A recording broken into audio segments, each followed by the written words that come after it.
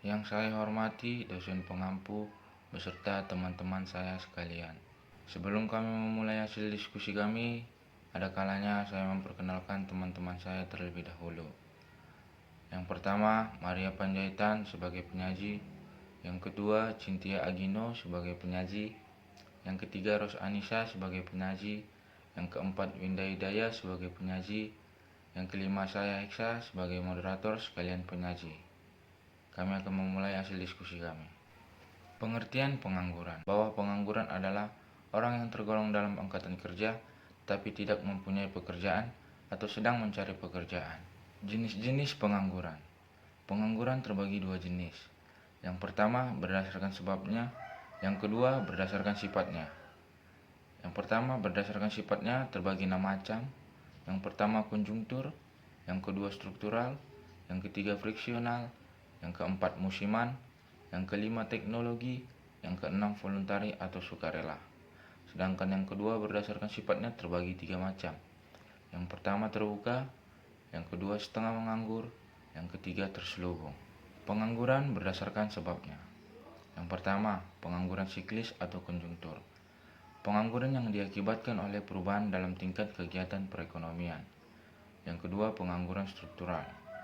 Pengangguran yang diakibatkan oleh perubahan struktur ekonomi suatu negara, misalnya dari struktur pertanian ke industri atau ke struktur niaga, sehingga tenaga kerja di bidang pertanian tidak dapat bekerja di bidang industri karena keterbatasan keterampilan. Yang ketiga, pengangguran musiman. Pengangguran yang terjadi secara berkala, misalnya pada saat selang musim tanam dengan musim panen.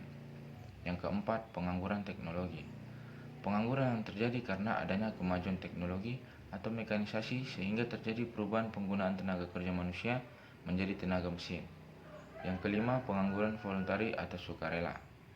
Pengangguran yang terjadi karena seseorang yang secara sukarela berhenti bekerja, misalnya karena mendapat warisan, karena mengurus rumah tangga, karena sedang studi.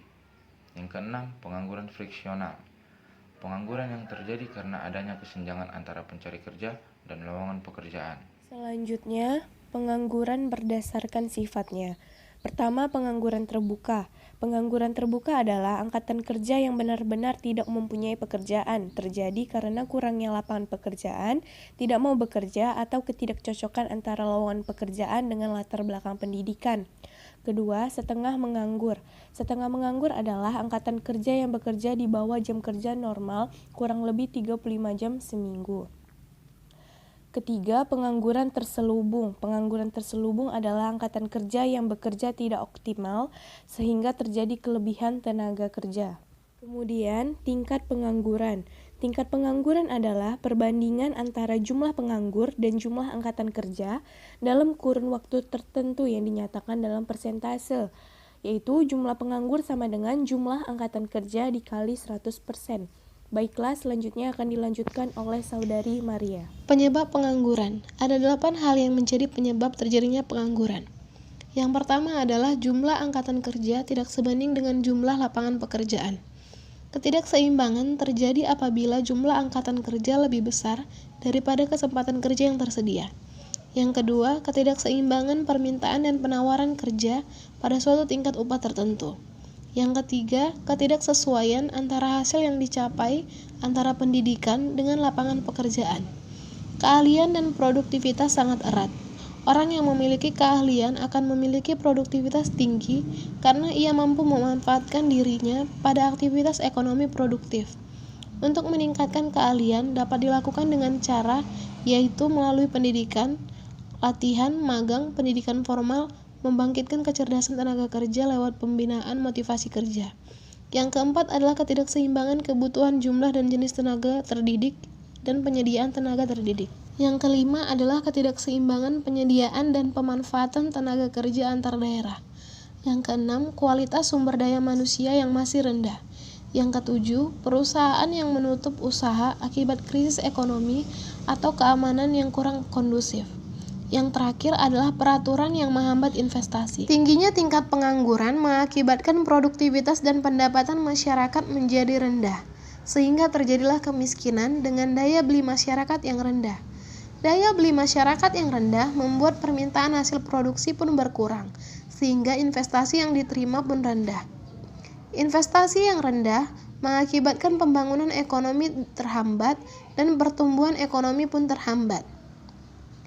Tingginya tingkat pengangguran menimbulkan ketidakstabilan sosial dan politik di suatu negara, dan juga menimbulkan masalah-masalah sosial seperti kriminalitas dan pelacuran.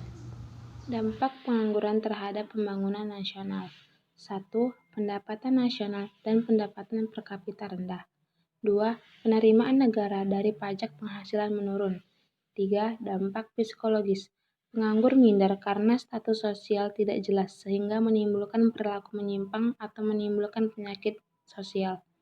4. Meningkatkan biaya sosial seperti biaya keamanan, biaya proses peradilan, dan biaya medis. Cara mengatasi pengangguran. 1. Memperluas dan membuka lapangan pekerjaan. 2. Mengadakan bimbingan dan penyuluhan keterampilan tenaga kerja. 3. Menambah keterampilan melalui BILK. 4. Meningkatkan pendidikan. 5. Pendayagunaan dan penyebaran tenaga kerja.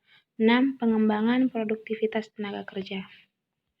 Cara mengatasi pengangguran siklis. 1. Meningkatkan daya beli masyarakat. 2. Mengarahkan permintaan masyarakat untuk membeli barang atau jasa. 3. Membuka pasar baru di luar negeri. Cara mengatasi pengangguran struktural. Yang pertama, adanya pengadaan pendidikan dan latihan untuk siap bekerja pada pekerjaan baru. Yang kedua, memindahkan tenaga kerja ke tempat yang membutuhkan.